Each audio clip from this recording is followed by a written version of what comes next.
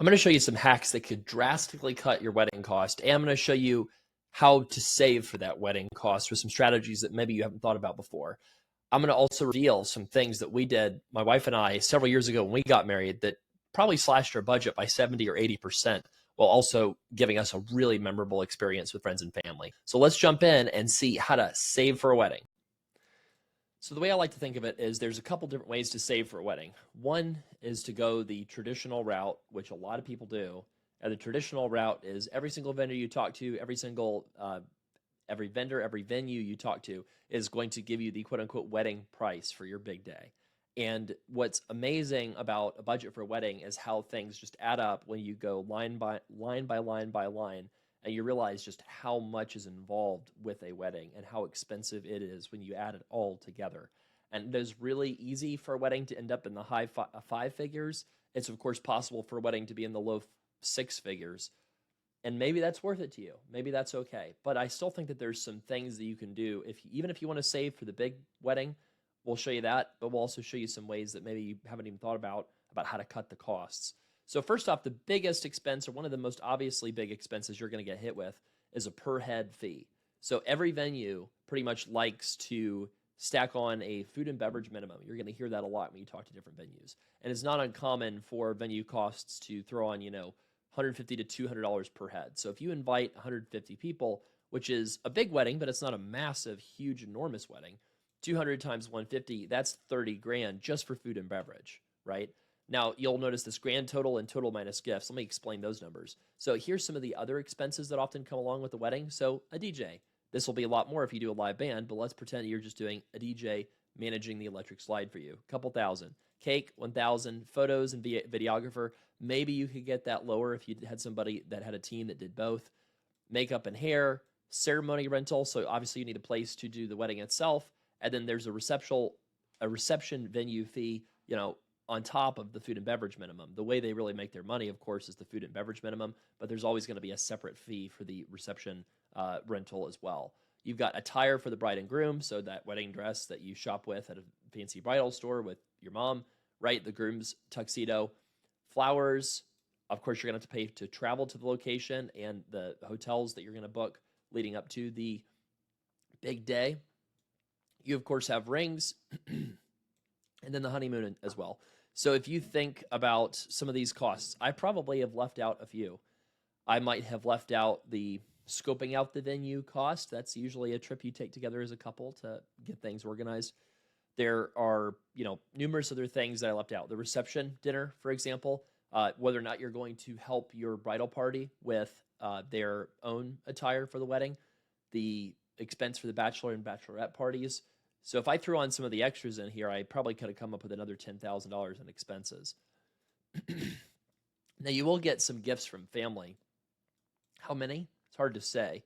But let's say that you got a total of $10,000 in cash from family members. So that's going to give you a grand total of $74,000 minus $10,000. Net of the $10,000 in gifts, it's basically coming out to about $64,000. Now, maybe you or your spouse or future spouse is coming from a wealthy family and they just want to pick up this tab. That is possible that will happen. If so, good for you. But my wife and I had to pay for the cost pretty much out of pocket ourselves. And let me kind of explain how we tried to tackle this. So the first thought is the ceremony rental and the reception rental and the food and beverage expenses. So if you can figure out a smart way to tackle those, that will dramatically cut down on your overall expense. So what we did is we tried to get I'll pause here for a second. So we got a place in New Orleans. Now this doesn't look like much because it's the Google Street View, but we got a really nice big mansion in New Orleans that had a beautiful hidden backyard and courtyard. So in the very back here, this doesn't look like much from the street, but off to the back, there's a beautiful setup with gardens. There's a nice pool. It's a beautiful stone seating area. It's private. It's kind of insulated from the street noise, and it was just a gorgeous place. And what we realized with this big kind of mansion is if they would allow us to hold the wedding there, which you definitely need to confirm with the owner that they're okay with that, because you don't want to risk anything messing up your big day. like them finding out, you're doing something you weren't supposed to, right?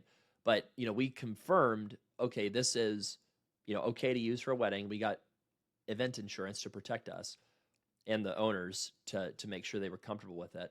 But what this did is when somebody is a property owner, they are not aligned with the same incentives that a wedding venue owner is. So in other words, they didn't have a requirement that we have a food and beverage minimum. So that enabled us to bring in catering of our choice instead of having to use a super high priced vendor. Why did that make a big difference? Well, we ended up finding a barbecue restaurant that was a pretty nice barbecue restaurant that offered a variety of different kinds of foods. And they were able to cater the wedding for us for $1,500. We had maybe 150 to 200 people at the wedding. So if you think about $1,500 for about 150 people, that's $10 a head. That's unheard of in terms of how cheap that is. Now, if we think about the beverage expenses, what did we do with that? Well, we did literally Trader Joe's. Now, you might think, oh my gosh, that sounds terrible. Well, if we put in the alcohol expense at Trader Joe's, we spent about $600 for some really nice wine. And I found this out years later, but the only downside to the way we did it was, a couple of our teenage cousins may have had a sip or two of a glass of wine at the wedding because we didn't have it, kind of managed like with a bartender. So that's a risk. But if you think about this, so the food expense, we've been able to cut effectively 90%. Total food, $30,000, food and Trader Joe's wine, now it's $2,100. So we've already cut that expense 90%. Now, would you want to do this today? Maybe not, but it just shows you that there's options, right? There's alternatives that you don't necessarily have to do. So the photos and videographers. So we found somebody who was basically a little bit of a step down from a traditional wedding photographer. She was a student. She was not somebody that had a ton of experience. So we were taking a risk. But ultimately, we talked about, is video and photography, is that marginally much higher value? Is that valuable enough to us? I think that, to be honest with you, probably in my 40s and 50s, that videographer photography from a higher level, professional might have been worth it to us in retrospect. That might have been something that we wish we would have spent money on. But the truth is neither one of us are super into, putting pictures of us around the house and watching wedding videos and stuff like that. So we were okay with just using a student photographer that was about, I believe, $1,500 as well. And we essentially asked some people to take some video on their phones during the celebration and send it to us. So we were able to cut that expense down a whole lot. Now for the DJ and the cake, all we did on the DJ is we just set up a Spotify playlist and we had speakers or rented speakers or something along those lines. So we were able to, I think, spend something on the order of $200 on speakers we rented or something to that effect. And we saved money on the DJ. Now the cake, we actually made a wedding cake. Sounds crazy, but my wife was pretty incredible and she wanted to make a cake and she thought it would be fun. And so she did that because she wanted to. Makeup and hair, that's a place we didn't save a ton of money on. I just showed up looking like myself. Maybe that was a bad decision in retrospect, looking at the photos, but it, saved a little bit of money. Ceremony rental and reception rental. So when we put the ceremony and the reception at the same place, that saved on transportation for the bridal party or for the bridal and the groom's party, the wedding party.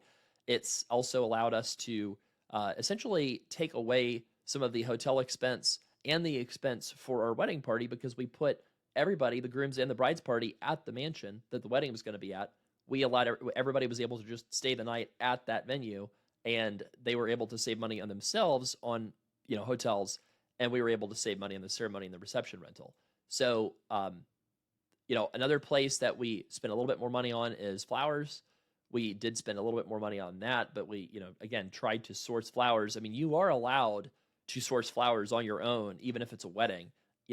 It's true that, flower shops will charge a much higher amount for wedding flowers, but you also don't have to pay it unless you have needs that are of a certain level, right? You can search around for flowers. And when they do find out it's a wedding, they're going to want to tack on the wedding expense. It's up to you, right? You don't have to buy from the places that are going to offer wedding quality flowers, you can buy from alternative spots. You can buy from farmers markets. You can buy from other places if you're willing to compromise on that line item. Some people are not. Attire, we were budget minded in that regard. We tried to get something, that wasn't going to break the bank on that. Rings, we saved a lot of money on that because my wife was not super into diamonds, and so she wanted a pearl ring, and that only cost a few $100, so that was pretty helpful. We did splurge in the honeymoon.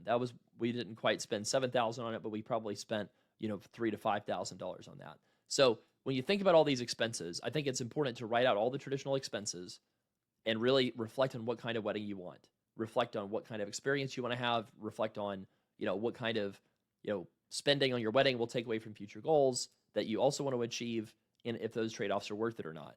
Now, if you want to save a bunch of money, we've got this savings calculator that we use for SLP Wealth clients. If I put in you can work backwards or forwards with this calculator. So let's say that you need $75,000 for your wedding, and you've got 6 months to save for it. And let's say you've got $20,000 that you have saved currently for this goal. Now, the problem is if you look at some of this math, it's saying you'd have to save $9,000 a month for the wedding if it's this expensive. That might not be possible for a young couple. You might not be able to afford that, right? So if you're able to tackle creative ways to do your wedding instead of just the way that is the easy way, maybe let's say you're able to get this down to $30,000. Maybe you've saved $20,000 already, or maybe you've only saved $10,000. $3,200 a month for 6 months. That is a lot more attainable in terms of the amount that you'd have to save to reach your wedding goal. So this is an exciting time. Anybody who's getting married, it's a lot. It's you're worried, am I going to do it enough? Am I going to regret how I did it? Try to have fun. Remember, your job is to start your relationship on the right foot and have fun and make something memorable. And you can do that spending $10,000. You can do it spending $100,000. So just have intense conversations with your significant other. Figure out what makes sense, what is important to each of you, and know that, especially if you're very educated, you have a professional degree, it's not going to make a big difference in your long-term financial future. If you spend, a little bit too much, you'll recover that amount later. So, it's also smart to not just blow the bank on one night. You have a lot of goals you're going to want to save for, and so it's important to just think, how do I be practical in all of our decisions as a couple with this? So, congratulations. Hope you have a big day and a wonderful, memorable day. And if you have any comments or suggestions about how you save money on a wedding, put them in the comments.